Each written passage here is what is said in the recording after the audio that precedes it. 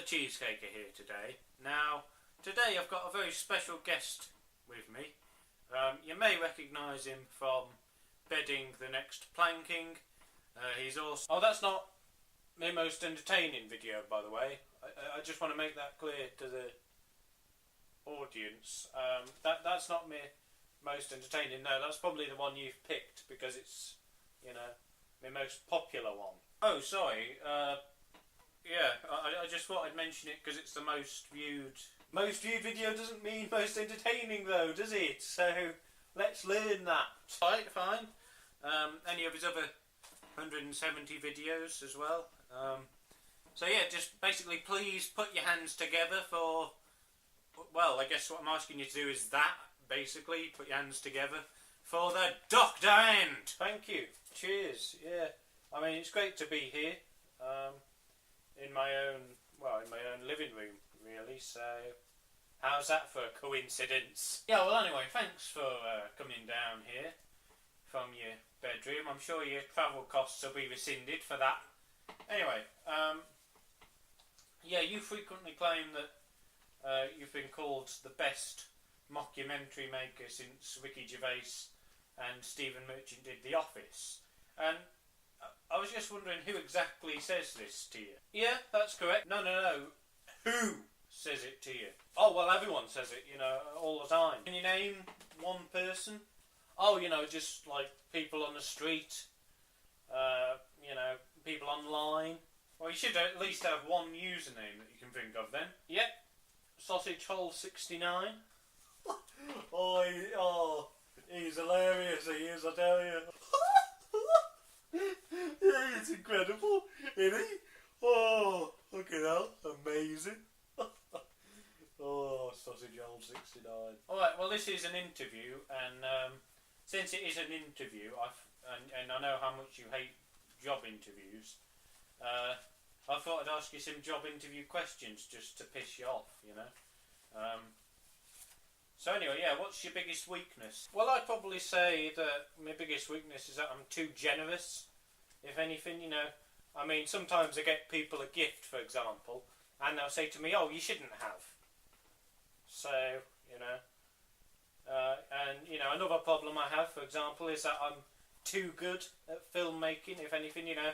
Like, sometimes people will say to me in the comments, they'll go, oh, you know, you're such a good, you know, writer, director, producer, editor, you know, actor, you know, you're probably good at stand-up comedy as well. There's absolutely no way that you can be good at anything else. It's just impossible for one man to have this many skills, you know. And I say to them, you know, think before you criticise. You know, a man can be good at many things. So think about that. You know, you obviously inspire quite a lot of people, nearly into double figures, I would have thought. I'd be surprised if not. You know, you've got to be within at least 10 numbers of double digits, I tell you. But so that being considered, who's your favourite band? Well, I listen to a lot of bands, but if I had to pick, you know, one as my favourite, I'd probably say AC/DC. They're great. Alright, well I was thinking whilst we've got you here, whether you could do a sort of top 5 YouTubers, and maybe then we could do a top 5 worst YouTubers. Or, well, I guess it'd be bottom 5 YouTubers really, but yeah. Well alright, I'll do a 5 worst YouTubers as well, but, you know, at the end of the day, you know, you know, don't be offended, viewers, if you get offended by this list. Don't, you know, take it out on me. Blame Sarah Manning over there, you know, Whatthecheesecaker. You know, blame him. Alright then, here we are. Top 5 YouTubers. Number 5, Mr. Richie92. Partly because I want to know what happened to the 91 Richies that preceded him.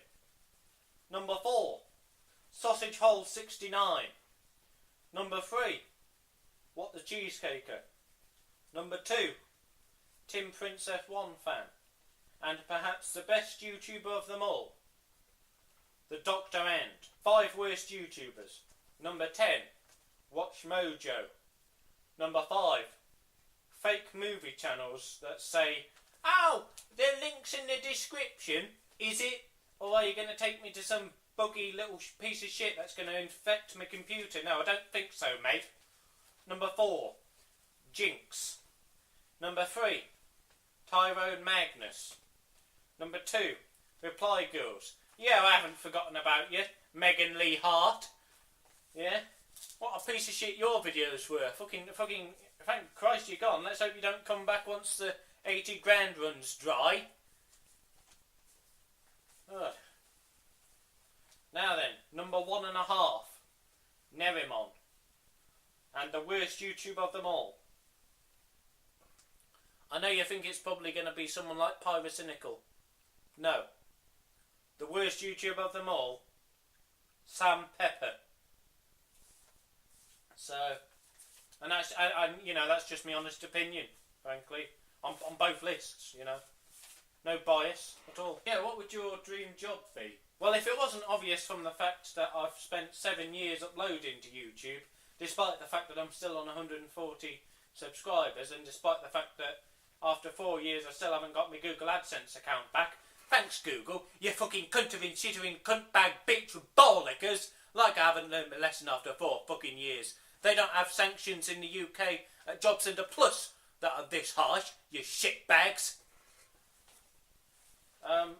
You know, if it wasn't obvious from that fact, I want to work in film. Or more specifically, I want to be a film scriptwriter.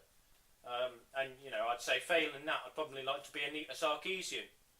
You know, just to be Anita Sarkeesian, you know, because when you think about it, right, she's made over $1 million from playing the professional victim and being a wimp. And that's just what she's made from fundraising alone. So over 4 years, right? So that's at least 250,000.